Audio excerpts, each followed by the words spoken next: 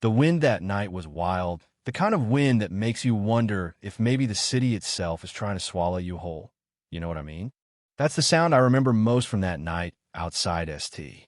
Mary's hospital, well, my whole world was shrunk down to just me, my daughter Chloe, and little Tyler both pressed, so close to me I could barely breathe, but I held them like that anyway, because what else was I supposed to do? Snow was coming down in those sharp, angry sheets, slicing through the dark, and my hands felt so numb I worried I'd drop the baby without even noticing.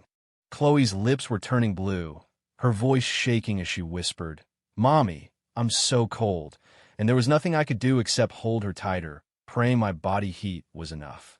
We'd been there almost 3 hours, begging to be let inside, but all I kept hearing from behind the glass was no insurance, no service. Those words, I swear, echoed in my head for weeks after, and every time the hospital doors slid open and shut, just for a moment, I'd catch a burst of warmth and it'd vanish again, leaving us right back in the cold. See, we weren't supposed to be there, not really. I'd been walking to my shift at the diner when the blizzard hit, no time to find shelter, and I thought stupidly, I guess that if you showed up at a hospital with 2 little kids in a snowstorm, someone would help you out. But policy was policy, and it didn't matter how many times I pleaded with the guard. His eyes were kind, but his words were stone. "I'm sorry, ma'am. Orders are orders. No insurance, no entry."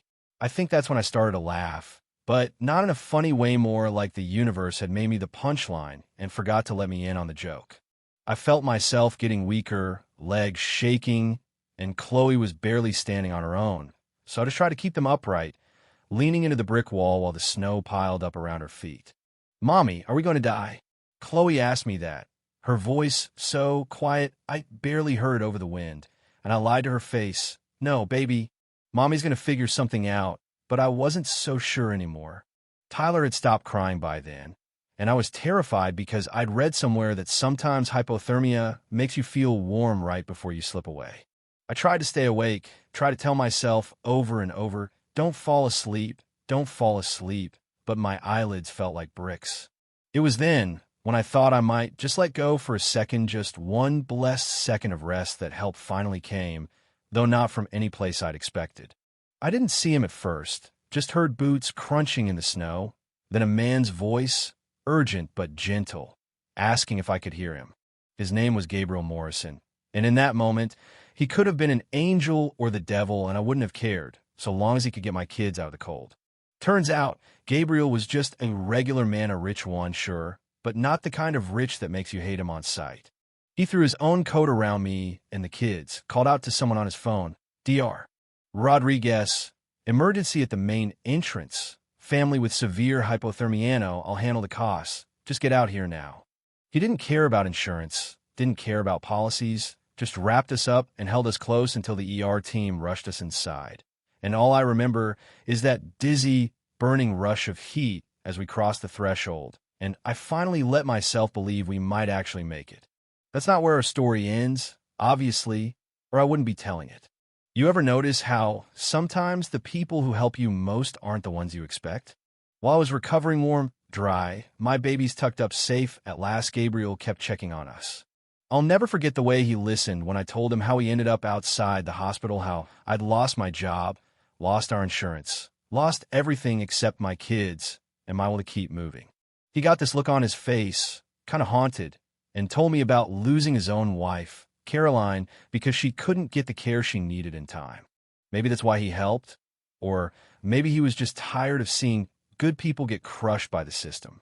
A few days later, he offered us a place to stay, a guest house on his property, big enough for all of us, fridge full of groceries, closet stuffed with clothes.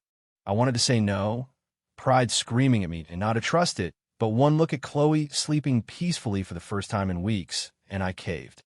We stayed. Mrs.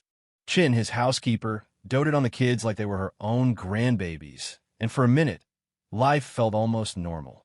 But it wasn't all happy endings, you know? Life never is.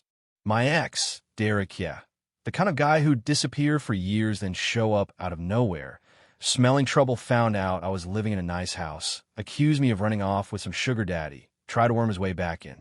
When I refused, he threatened to fight for custody, and suddenly all that security I'd found started to feel shaky again. Gabriel wasn't having it. He hired a lawyer, had every angle covered, and made it clear I wasn't fighting this alone. There were some rough weeks. Derek showed up at Chloe's school, at Tyler's daycare, tried to intimidate me, tried to rattle us. But for once, I had backup, and I wasn't afraid to use it. The custody hearing was brutal. Derek in a suit, lying through his teeth about getting clean, about wanting to be a dad. But when it was my turn, I told the truth about the nights he left us hungry, about the drugs, about the way he disappeared when we needed him most. The judge saw through him, thank God for that. She denied his petition, put a restraining order in place, told him to come back when he'd gotten his act together for real. I walked out of that courtroom feeling like I'd been given my life back. That's when things really started to change. Gabriel offered me a job running the family services program at his foundation, a real job, with a real salary, not a handout. I took it on one condition, that he treat me like an equal, not a charity case. He agreed. Turns out, all those years scraping by taught me more about the system than any textbook ever could, and together, we built something that actually made a difference. Life got good, better than I'd dare to hope. Chloe thrived at her new school. Tyler grew stronger every day, and weekends in Gabriel's garden became our family's new tradition. Mrs. Chin taught Chloe how to garden, how to cook, even tried to teach me how to make dumplings. I failed, but it was worth it for the laughs. There were awkward moments, shuri of friendship turning into something deeper, feelings sneaking in when I least expected it. But for the first time in forever, I let myself imagine a future that wasn't just about surviving. Then came Gabriel's proposal, not for convenience, not for appearances, but because he loved me and the kids. I almost said no, afraid of repeating old mistakes. But then I thought about all he'd done, all he'd been for us, and realized you can't let fear keep you from happiness. We married in the garden, surrounded by the people who'd helped us get there, friends, colleagues, even families we'd supported through the foundation. Chloe walked me down the aisle. Tyler giggled through the vows, and Mrs. Chin cried happy tears all through the reception.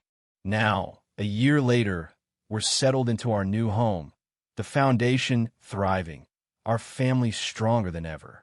Gabriel adopted Chloe and Tyler, made them in every way that mattered. And sometimes I look around at all we've built, kids playing in the backyard, our community coming together to help those still struggling, and I wonder how we got so lucky after all that pain. But here's the thing, you never really escape your past. Derek's out there somewhere, but now, if he ever comes back, we're ready. We've built something solid out of heartbreak, yes, but also out of hope. That's what I want people to understand when they hear our story. You can survive the worst night of your life and still find your way home. You could be broken and still put the pieces back together, stronger than before. So tell me, what would you have done that night in the snow? Have you ever seen someone step up when it mattered most? Drop your thoughts in the comments. Maybe your story's just beginning, or maybe it's the one someone else needs to hear right now.